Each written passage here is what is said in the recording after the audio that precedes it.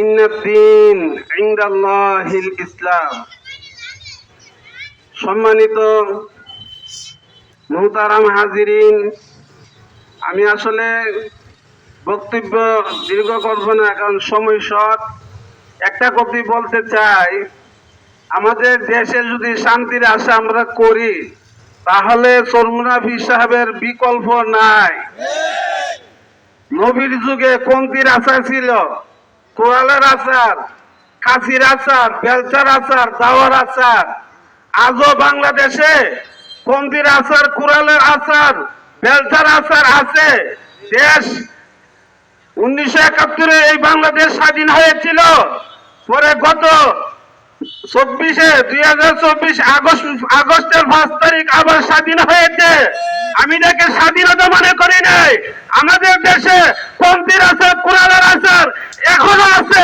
তাদেরকে যতক্ষণ পর্যন্ত উৎখাত না করা হবে, এই দেশে শান্তি আসবে না, শান্তি আসবে না, শান্তি আসা করা যাবে না। ঠিক কিনা ধরে আচারগুলো উৎখাত করতে হবে। আচারগুলো উৎখাত করার জন্য ইসলামী আন্দোলনের কোন বিকল্প নাই। ইসলামী আন্দোলনের গোড়ার মধ্যে যাকে আল্লাহ বসে রেখেছেন, নিঃসন্দেহে আল্লাহওয়ালা লোক। ঠিক কিনা জোরে কর। ওই লোকের মাধ্যমে এই বাংলাদেশ ভবিষ্যতে ইসলামী দেশ হবে। ইসলামী দেশ কায়েম করার জন্য পীর সাহেব চরমুনার নেতৃত্বে যদি রক্তের প্রয়োজন হয়, রক্ত দিব। দান দেওয়ার প্রয়োজন হয়, দান দিব। মাল দেওয়ার প্রয়োজন হয়, মাল দিয়ে কারা কারা ইসলামী হুকুমত কায়েম করার জন্য প্রস্তুত আছেন, হাত উঠাইয়া আল্লাহকে দেখা।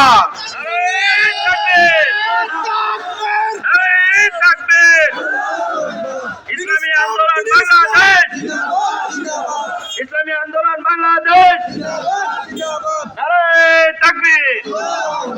একটু বক্তব্য করা দেখেন। এই মঞ্চে যারা অনুষ্ঠ আছেন, এদের চেহারা দেখলে কার কথা স্মরণ হয়?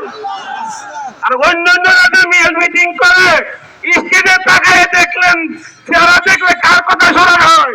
নমরুদের কথা, ফিরআউনের কথা, হামানের কথা, সাদ্দাদের কথা, শেখ হাসিনার কথা। এদের মাধ্যমে বাংলাদেশে শান্তি আসবে না, আসবে না। শান্তি আসবে এই সকল সমস্ত উলামায়ে কেরামদের মাধ্যমে।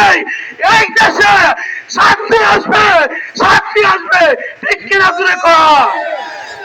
সামনের দেশ ইসলামী দেশ, ইসলামী হুকুমত কায়েম করতে হলে আজ থেকে আমরা আমাদের কোমরে গামছা বেঁধে প্রত্যেক ওয়ার্ডে ওয়ার্ডে কমিটি গঠন করে কর্মীর সংখ্যা বৃদ্ধি করতে হবে।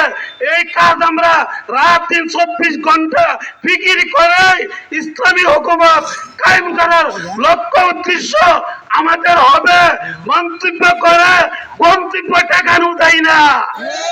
আমাদের দেশে ইসলামী আন্দোলনকে নিয়ে যারা মন্তব্য করতেছ, করতে দেখো, আমাদের গন্তব্য দেখাইতে পারবে না, দেখাইতে পারবে না। ওয়াফি দাওয়ানা আলহামদুলিল্লাহ রাব্বিল আলামিন। সকলেই ভালো থাকেন, দোয়া চাই, দোয়া করি।